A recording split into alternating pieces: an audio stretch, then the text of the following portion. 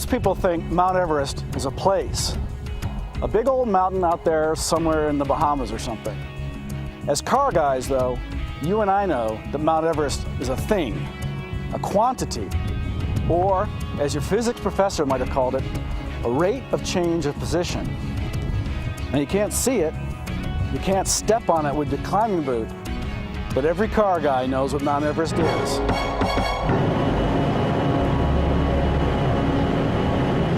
That's right, the Big Two, 200 miles per hour. A lot of things can stand in your way when you're trying to reach the Big Two. Weather, wind, luck. Can our foursome of supercars climb Mount Everest and break the 200-mile-per-hour barrier? That's what we're going to find out today. I'm here at California's high desert at Mojave Air and Spaceport. That's right, Spaceport. This is where, in 2004, Burt Rutan and his Spaceship One team completed the first successful privately funded spaceflight. Today, though, we're going to be concerning ourselves with rockets of the ground-bound variety. Out there is a 15,000-foot runway, just under 3 miles.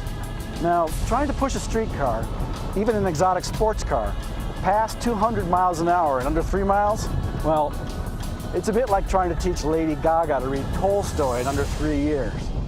But we love a challenge, especially when it involves cars like these.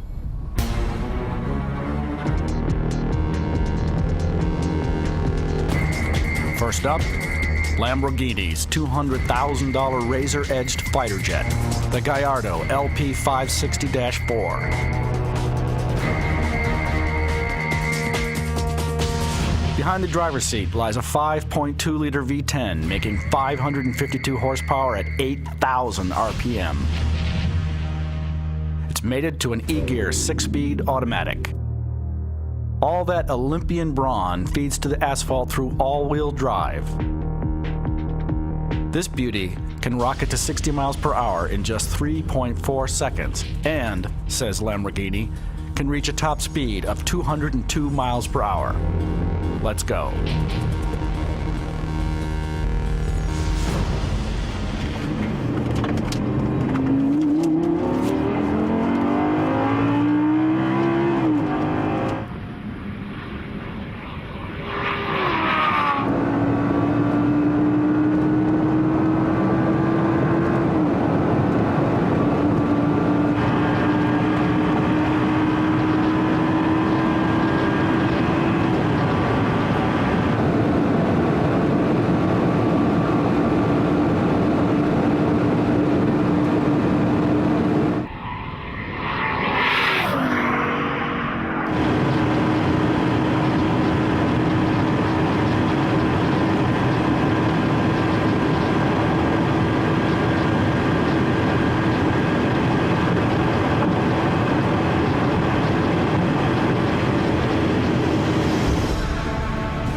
Well, sure looked like it hit 200 miles an hour, didn't it?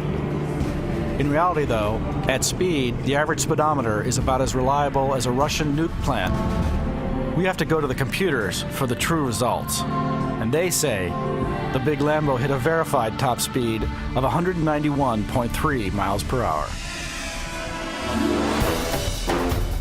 Que bella! Feast your eyes on nearly $300,000 worth of red-blooded Ferrari, the magnificent 599 GTB Fiorano. Under that succulent hood lies a 612 horsepower 6.0-liter V12.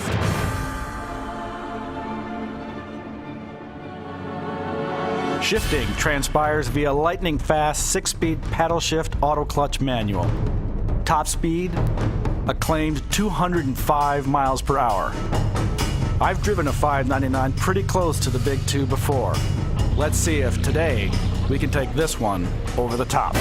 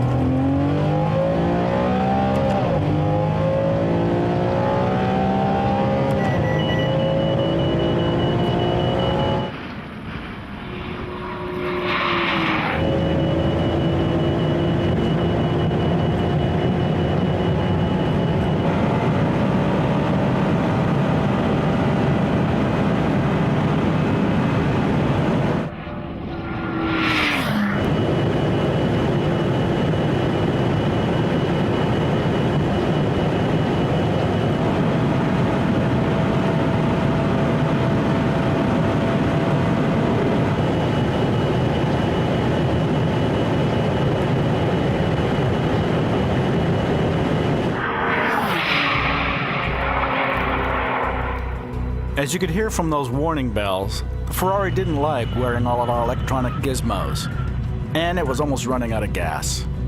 Not that any of that mattered. This one was close. Real close. Computer-verified top speed for the 599 GTB Fiorano, 196.3 miles per hour.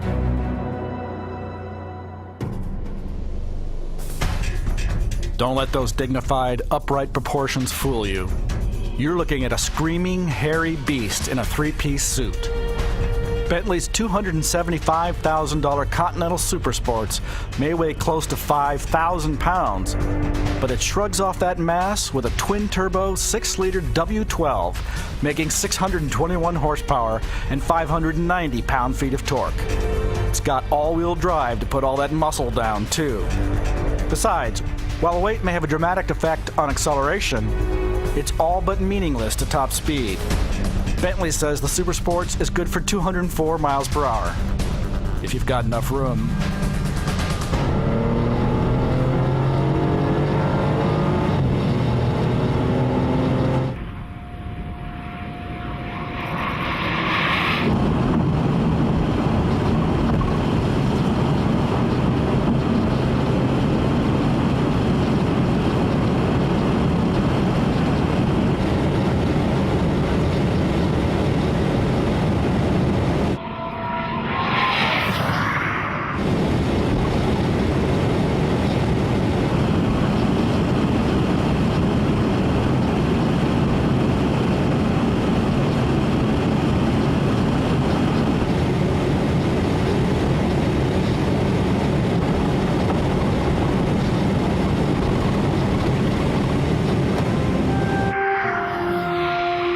The Bentley's Speedo actually proved pretty accurate.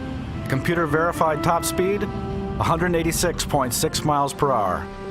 Just not enough room. So we haven't reached a true 200 miles an hour yet, but we've got one car left. This one just might be the most promising entry of them all. The $500,000 scissor door Mercedes-Benz SLR McLaren. Under that Cuisinart slicer bod was a 5.4-liter V8 supercharged to 617 horses. Full carbon fiber skin keeps the weight down to just over 3,800 pounds. And I'm even taking off my balaclava to cut that even more. The hell with braking cones. On this run, I'm keeping my right foot planted until I'm staring at cactuses.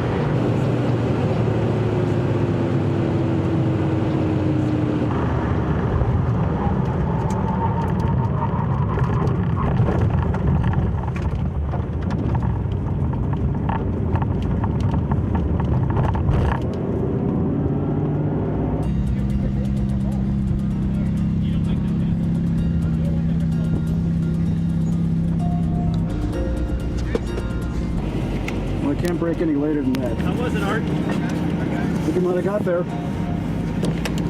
Very close. 200, but we got to check the computer. The Speedo was at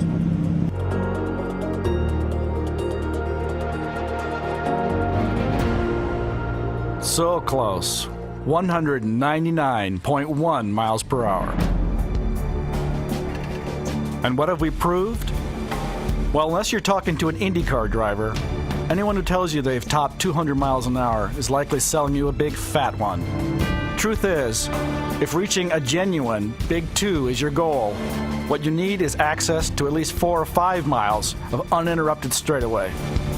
Or maybe a Bugatti Veyron.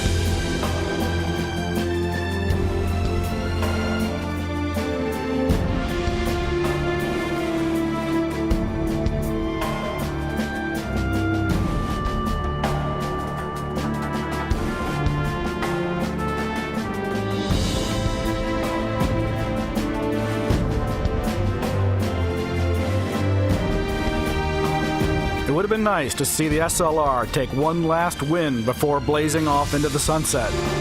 But don't worry. Mercedes has another superstar waiting in the wings.